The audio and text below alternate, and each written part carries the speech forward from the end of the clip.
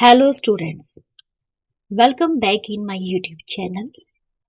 Students, if you are new to my channel, please subscribe my channel and hit the bell icon so you get the latest notifications timely. So students, today's topic is calculate funds from operations.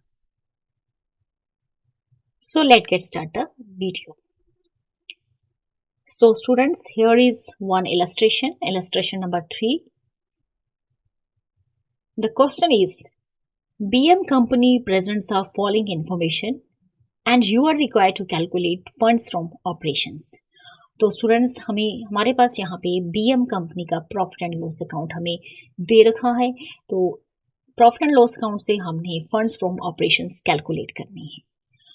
Profit and loss account में अगर आप items देखें तो debit side हमारी items हैं to expenses, operations and depreciation, to loss on sale of building, to advertisement suspense account, to discount allowed to customers, to discount on issue of shares, written off and to goodwill 12,000 and on the credit side हमारे पास है by gross profit 2 lakh and on the credit side by gain on sale of plant that is rupees 20,000 और हमें यहाँ पे net profit दे रखा है 52,000 का। तो यहाँ पर स्टूडेंट्स हम फंड्स फ्रॉम ऑपरेशंस कैलकुलेट करेंगे और हम सेकंड मेथड का यूज़ करेंगे जिसमें कि हम adjusted profit and loss account prepare करेंगे और फाइंड आउट करेंगे फंड्स फ्रॉम ऑपरेशंस। तो चलिए शुरू करते हैं, फंड्स फ्रॉम ऑपरेशंस किस तरह से हम कैलकुलेट करेंगे।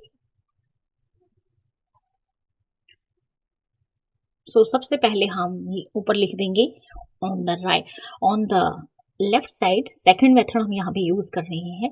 हमारी जो इलस्ट्रेशन है वो है नंबर 3 और हम क्या प्रिपेयर करेंगे, हम प्रिपेयर करेंगे adjusted profit and loss account और इसी अकाउंट से हम फंड्स फ्रॉम ऑपरेशंस कैलकुलेट करेंगे। तो सबसे पहले हमने लिख दिया adjusted profit and loss account. तो adjusted profit and loss account भी हमारा प्रॉफिट एंड लॉस अकाउंट के ही तरह होता है। इसमें हमारे पास 4 कॉलम्स होंगे, 1 is particular, then rupees, then again particulars and rupees का कॉलम होगा। रुपीज कॉलम के लिए हम यहाँ पे अलग से लाइंस ड्रॉ कर देंगे जिससे कि हमारी अमाउंट इजीली लिखी जा सके। तो चलिए सबसे पहले हम adjusted profit and loss account के क्रेडिट साइड में लिखेंगे by opening balance. Opening balance हमने लिखा, अब इसकी हमें फिगर भी चाहिए, अमाउंट भी चाहिए। तो सबसे पहले हम क्वेश्चन में चेक करेंगे कि क्या हमें क्वेश्चन में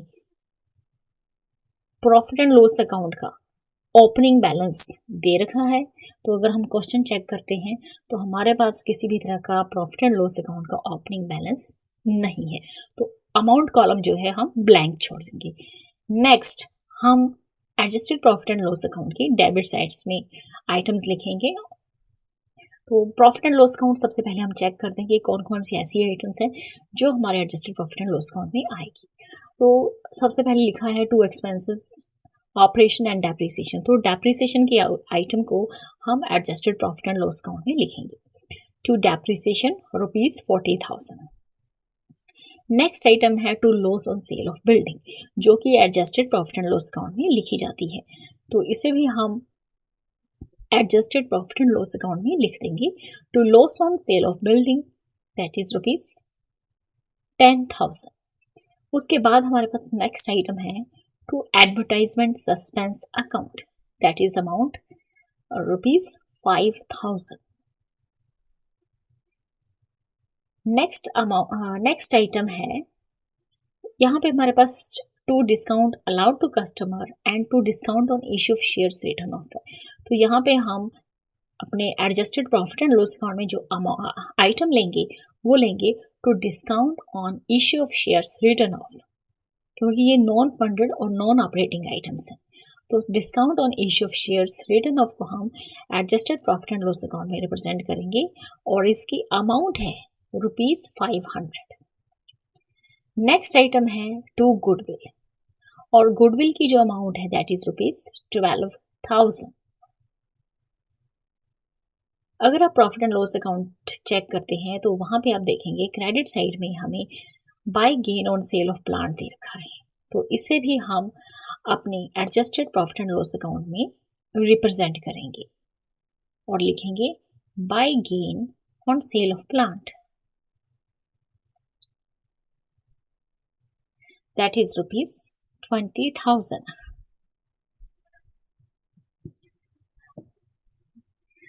नेक्स्ट, जिस तरह से कि आपने adjusted profit and loss account में ओपनिंग बैलेंस रिप्रेजेंट किया है, उसी तरह से adjusted profit and loss account के डेबिट साइड में अब आपको रिप्रेजेंट करना होगा to closing balance of profit and loss account. तो यहां पे हम लिखेंगे टू क्लोजिंग बैलेंस।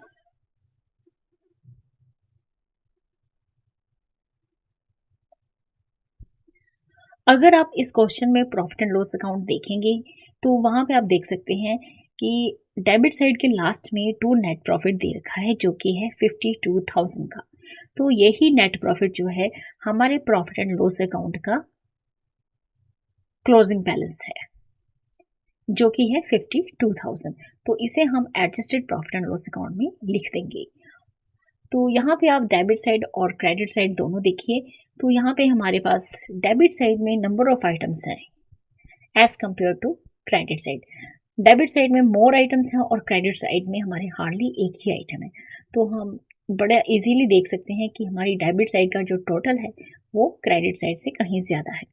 तो इसलिए हम डेबिट साइड का टोटल कर देंगे और टोटल करने पे हमारी जो अमाउंट निकलती है दैट इज़ 1,19,500।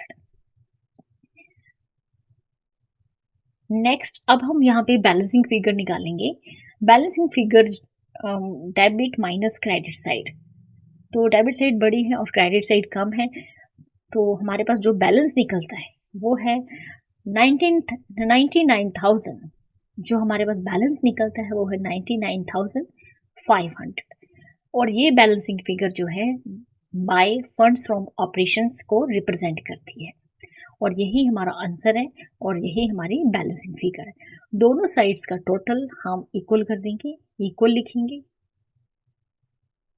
तो कुछ इस तरह से हम adjusted profit and loss account बनाते हैं। So students, in this video you have learned about how to calculate funds from operations by using adjusted profit and loss account. So students, in this video only this much. Thank you. Thanks for watching.